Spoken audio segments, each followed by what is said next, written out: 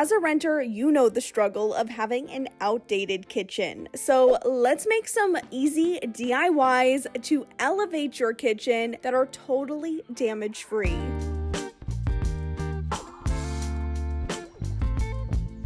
Hey guys, and welcome into the kitchen. As you probably saw from the video's title, today we are doing a new episode of DIYs for renters, but we're making it kitchen edition. As I mentioned in my last video, we are getting ready for the kitchen makeover, and there's a few renter-friendly projects that I want to make sure that I get done now as we get closer and closer to the full transformation that I have planned in here. So I wanted to make these projects super easy for you guys, and I really want to make them so that if you are a renter, you can do them too. So I always set some rules when I do a video like this, including not using power tools. I also just want to make sure that everything is removable and damage-free so that you don't have to worry. And I'm really excited about these ideas because they're really going to make a big impact, even though we're not even to the full transformation yet. So over here, I feel like the fridge is like an underutilized space when it comes to decor and organization. And especially when you're renting, you usually just have your fridge just like sitting here. So let's make this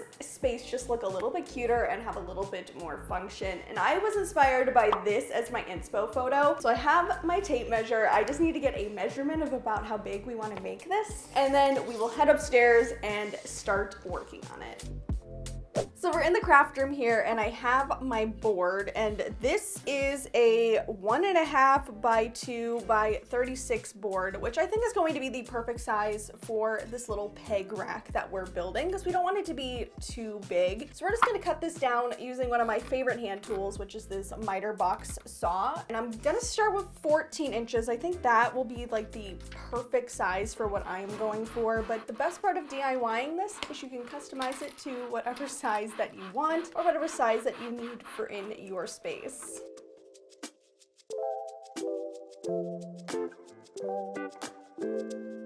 So we got our spacing marked, and I picked up the teeny tiniest little pegs in order to make this little mini peg rack that we're having right here. And I think this is gonna look really cute. I'm already really excited to see this. So I have my drill here. I marked with some painter's tape how deep to drill into the board so that I know where to stop so that these sit nicely in there. And that's all we're gonna need to do is just drill some holes and then stick these in with a little bit of some glue.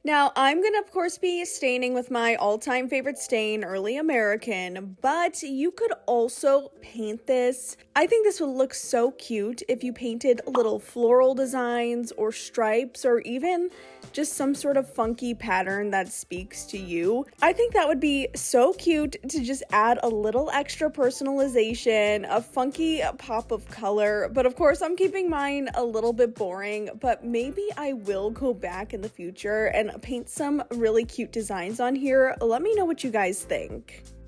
So the stain has dried really well, so I think it's time to move on to the next step, which is making this magnetic so it sticks to the side of the fridge. And to do this, I ended up getting some very strong magnets. These are neodymium magnets or rare earth magnets, and I think that's just going to be the best way to support a lot of weight.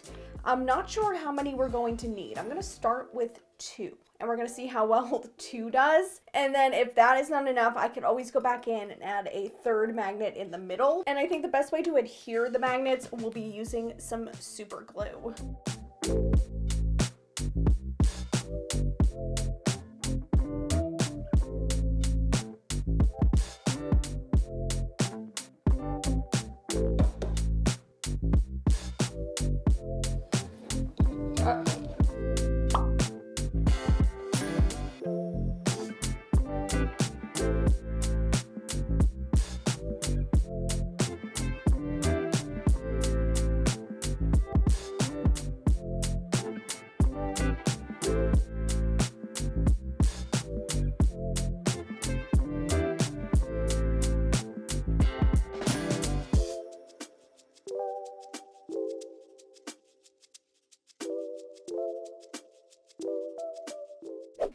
All right, so now let's talk about the window, which I think a window in a kitchen especially is kind of the focal point of the room. And putting blinds like this on a window just does not add to it being this pretty little moment in the kitchen. So I want to do something a little bit different.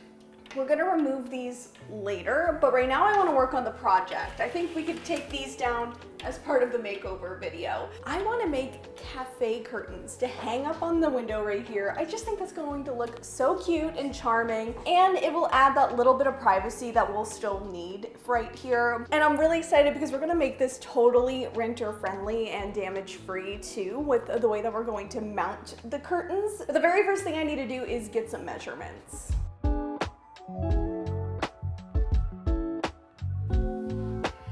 So here is the fabric that I picked out for these cafe curtains. And actually this is one giant curtain panel right here. And I just found that this is going to be the most cost-effective way to create these curtains while also making sure that I have enough fabric for the ones above the kitchen window, as well as the window in the dining room and the door to the back patio. So I wanted them all to have the same fabric, and I just feel like if you need a cost-effective way to put curtains, or cafe curtains especially, up on multiple windows, find a large curtain panel that you like. It's going to be cheaper than buying the fabric by the yard, and you also get the benefit of having one of the hems already done for you. So I'm very excited because that's going to save at least one line of stitching when we work on this project. And I'm also very excited because I'm going to show you the very renter-friendly, damage-free way that I plan to hang these up in the window. But before we can get there, we do need to create our curtain panels.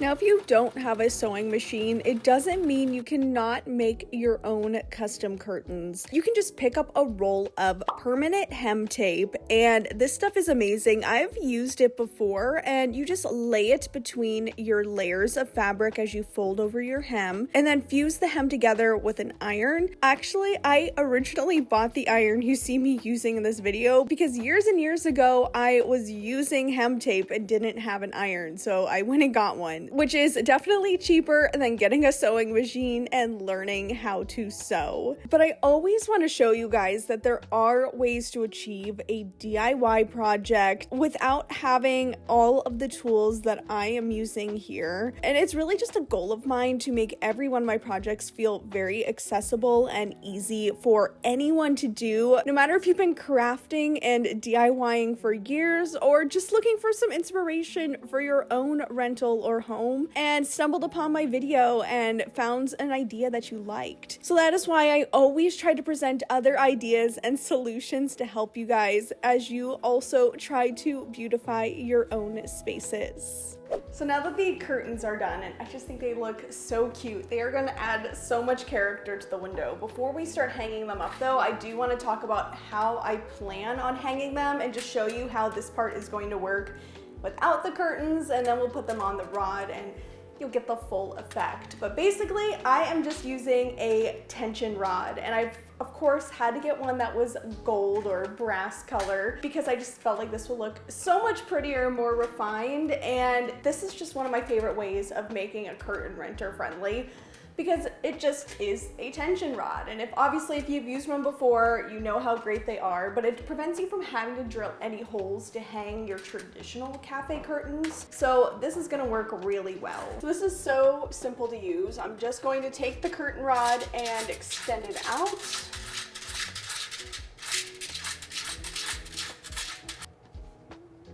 And see, just like that, it will hold the curtains up here, and that's gonna look really good. But of course, we need to take this down so that we can hang those back up.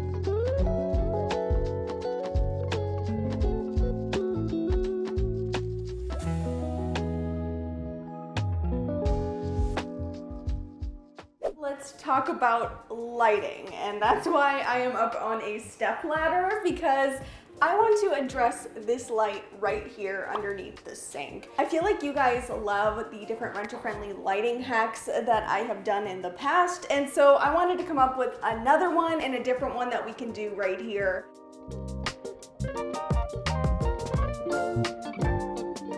Okay, so I have my measurements, and now we get to do the fun part, which is start DIYing and transforming this light fixture. So I actually have this sheet of plastic right here, which is from a previous episode of DIYs for Renters. We'll just keep making lights out of this sheet of plastic until it's all gone. Anyway, I want to transfer the dimensions of that ring to this to kind of create a sleeve that will go over it and hide the white, so we can make something look a little bit prettier, and I think it's gonna fit a lot more as that focal point in the kitchen, as I mentioned.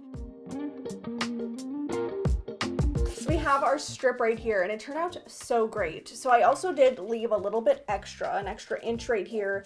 That is so that we can add a fastener at the end. I'm thinking we're just gonna use some Velcro to be able to open and close this around the light fixture. You could obviously, of course, too, just make it very plain if you just want to change the color or the metallic appearance of the ring of the light that you are hiding. But I do still want mine to be decorative, just because I think that that is so much cuter and just adds that little extra flair that it needs. I actually do have some stickers from the dollar store in my stash, and I think that these might be able to do what I'm trying to achieve and just kind of add a little bit of ornateness to this. And these are going to be way lighter and easier to work with and use, and also way cheaper to just go to the dollar store and pick up a few packs of stickers.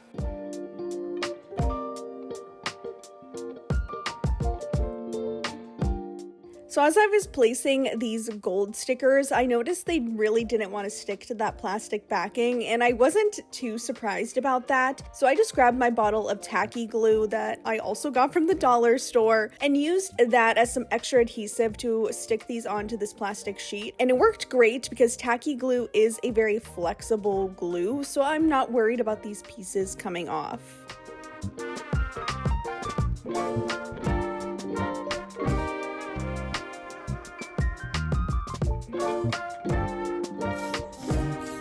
Once all that glue dried, I then spray painted the whole strip black, and that's because it works as the best base to go in with some rub and buff. And I covered the entire strip with some gold, and then even went back in with some black rub and buff to kind of create more relief and bring out more of those details. And I just kept layering it until I was happy with the finished look.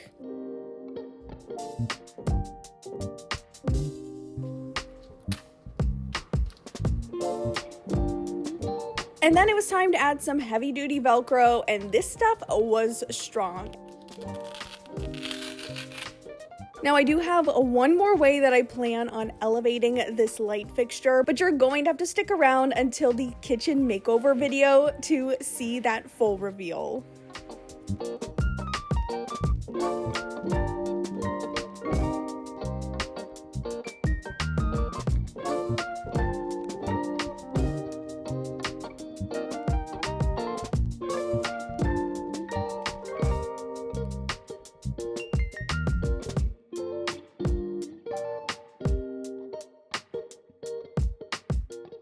I want to know if you guys have any other problems in your apartments or homes that you need some renter-friendly DIY inspiration for. I really enjoy doing these renter-friendly projects where we're doing kind of smaller DIYs that totally transform something or make something a little bit more functional. I would love to hear what problems you guys have and what you want to see me try to solve in a future video. Now, of course, as I mentioned multiple times now, we are getting ready for the kitchen makeover. So if you are not subscribed yet, you are definitely going to want to. We have a huge transformation that's going to happen in this room, and this video was just the start. And if you want to see even more videos like this one, then I recommend watching this video right here next. Thanks so much for watching, and I'll see you next time. Bye.